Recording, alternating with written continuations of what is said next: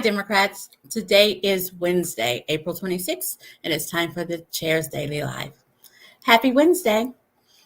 All right, so I'm going to talk about something that's kind of far out there because it does directly affect Oklahoma, and though we don't talk about it here. I'm going to talk about the debt ceiling. The current Speaker of the House, and I roll my eyes because we all remember how long it took him to get there and how many votes it took and you know how much of his soul he had to promise away.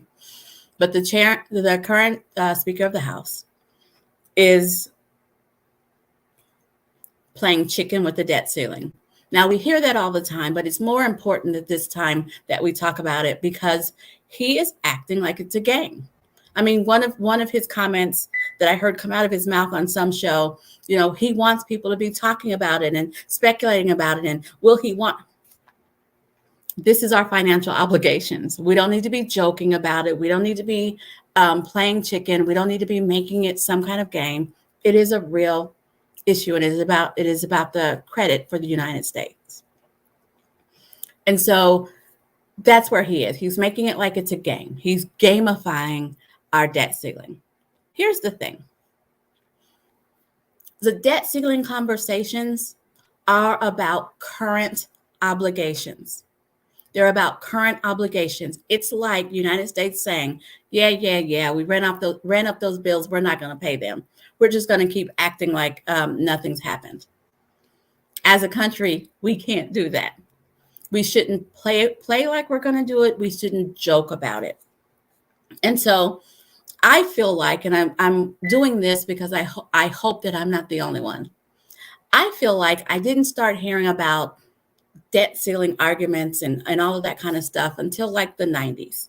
Like it was a really big deal. We closed down the government for a couple of days. It was a nightmare, right? So I thought this must be a new thing. It's a new trick that people have discovered. So I did a little research. The debt ceiling has been raised 90 times in the 20th century, or it was raised 90 times in the 20th century. 90. So acting like raising it now to meet our obligations is some, whoa, I can't believe it. Please take that down.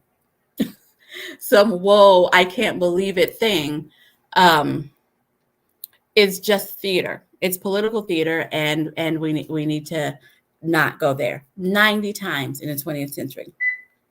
74 times between 1962 and 2011. It's not new, guys.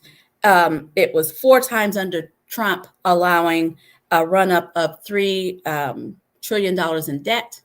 And that's not even including the $2 million in tax cuts for the wealthy. So for McCarthy, who was there, to pretend like all of a sudden he's super concerned, it's theater, and we need to treat it like it is. Now, why am I, the chair of Oklahoma, talking about the debt ceiling? Because it directly affects us. Number one, Tom Cole is sitting in that room, not making decisions that help Oklahoma. He's sitting in that room, yucking it up with the Congress people from other places who won't be as directly affected as Oklahoma. And here's why I say as Oklahoma. In McCarthy's plan, and I'm reading my notes, in McCarthy's plan, he's proposing 22% tax cuts to veteran services. I talked about this earlier this week. We have 5 military installations in our state. That will be a direct hit to residents of Oklahoma. 22% tax cuts. That's in housing and healthcare. And Tom Cole, who, by the way, all of the military installations are in his congressional district, is just there letting it happen. Another thing proposed on this is eliminating tens of thousands of teachers for Head Starts and eliminating the number of slots for Head Start kids. So what that means is lower income parents will have a harder time getting a job because they're going to have a harder time dealing with daycare. because the government feels like that's where we want to cut. Another thing proposed is increasing interest on credit cards, mortgages, car payments. I think that affects everybody. Credit cards, mortgages, and car payments. And ending the discussion on student loan debt relief. It's a direct hit to Americans. It's a direct hit when you think about the public education institutions in Oklahoma. Direct hit. Scaling back tax incentives on green energy. Why? Is it because the green energy lobby isn't as strong as the natural gas lobby, the coal lobby? I don't know, but it just seems cruel. And then finally, blocking the hiring of the IRS employees. And not all of them are agents. It's IRS employees. Just some basic paper pushers, some agents, but just blocking them, leaving us at our current level, which is woefully understaffed, which allows wealthy folks to not have to really worry that they're going to get audited because there aren't enough people to do audits. So that shows you who McCarthy is interested in protecting.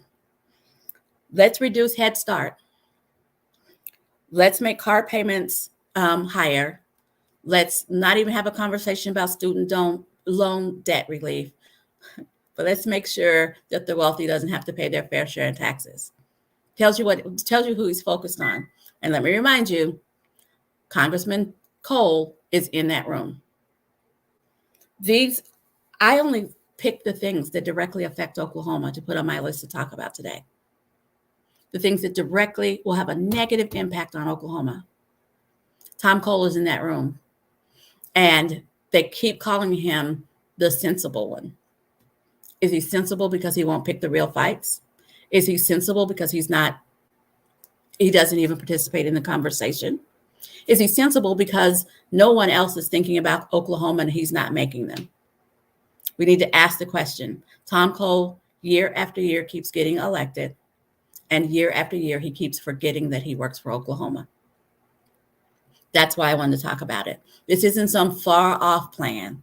This isn't something that is restricted to the federal government. These are things that affect our day-to-day lives. So when you're focusing on who you're voting for president, you're voting for who you're voting for for governor, we've got to focus on who we're voting for Congress and not leave it status quo. Not say, well, I don't understand what Congress does, and so we'll just leave it as it is. This is a direct impact on Oklahoma.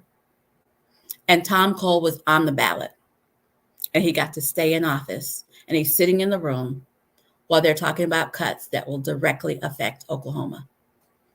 Y'all, we have got to pay attention, and we've got to get involved. Tom Cole will be on the ballot again in 2024, as will all of our congressional members in the House level. They will be on the ballot in 2024. We need to not make it easy for them just to chill in their positions. We need to make them earn it. We need to run candidates against them and support those candidates so that they're afraid. There were congressional candidates in 2022 on the Republican side who I feel like did not even bother to campaign until the last week or so, last 3 weeks. Didn't even bother to campaign because they knew that Democrats weren't donating to their opponents. We've got to support our congressional candidates. We have to pick good congressional candidates who are going to do the work. And then we have to support them. And yes, Mullen on the Senate side is up because he was filling an unexpired term. And so we do have a Senate seat that we're going to have to, that we need to challenge. I'm not going to wait until 2024 to be talking about that. We need to be talking right now. You need to be knowing who's going to be running for Congress in your district and helping them now by wrangling volunteers, saving up your money so you can donate. That needs to be our focus right now.